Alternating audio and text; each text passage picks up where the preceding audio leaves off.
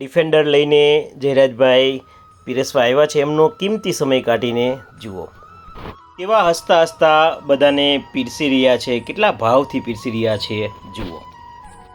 આશુતોષ અન્નક્ષેત્ર તળાજા આજના દાતા જયરાજભાઈ માયાભાઈ આહિર જન્મદિવસ નિમિત્તે અન્નદાન તેમજ ગિફ્ટ.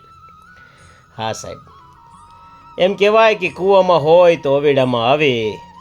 માયાભાઈ સત્કર્મ કરે છે, સેવા કરે છે, બીજાની મદદ કરે છે, ત્યારે જયરાજભાઈમાં આવ્યું. અને જયરાજભાઈનો પરિચય ન આપવાનો, જેમ માયાભાઈ આહિરનો ન આપવાનો હોય, આખું વિશ્વ ઓળખે એમ જયરાજભાઈ પણ ખૂબ એક્ટિવ છે સેવામાં. અને મને પણ પૂછે કે બાપુ અન્ન ક્ષેત્રમાં કોઈ પણ સેવા હોય તો મને જણાવજો.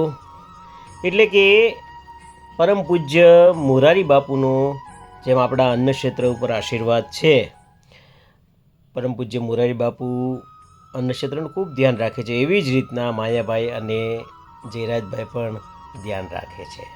આશીર્વાદ છે ને સાહેબ, આલે 500 રૂપિયા મને આશીર્વાદ આપે, એમ આશીર્વાદ ન મળે. આશીર્વાદ તો અંદરથી નીકળી જાય છે. પૈસાદાર તો ઘણા છે પણ શ્રીમંત બહુ ઓછા છે. અને માયાભાઈ તો અવારનવાર કહે છે કે મેં તો સાવ ગરીબાઈ જોઈ છે, એટલે કે પાયામાંથી ઊભો થયેલો છું હું. માયાભાઈ તો અવારનવાર કહે છે. અને આ લોકોને પણ કહે છે કે બીજાનું ધ્યાન રાખશો એટલે ઈશ્વર આપણી સામું જોશે.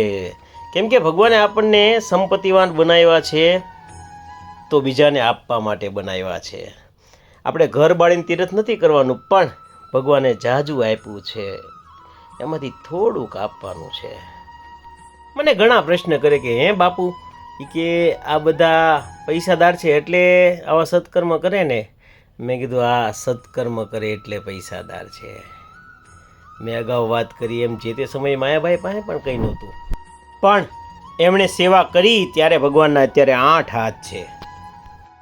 અને માયાભાઈ પાસે જેમ જેમ સંપત્તિ વધી એમ એમ એણે સેવા વધારી, એને સત્સંગ વધાર્યા.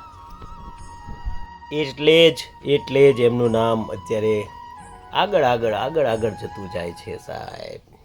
આપ પણ જો આવા સત્કર્મ કરવા માગતા હોય તો ઉપર અમારો મોબાઈલ નંબર છે. ફરીવાર આ પરિવારનો ખૂબ ખૂબ આભાર આટલો સુંદર રીતે જન્મદિવસ ઉજવવા માટે. શિવ શિવ.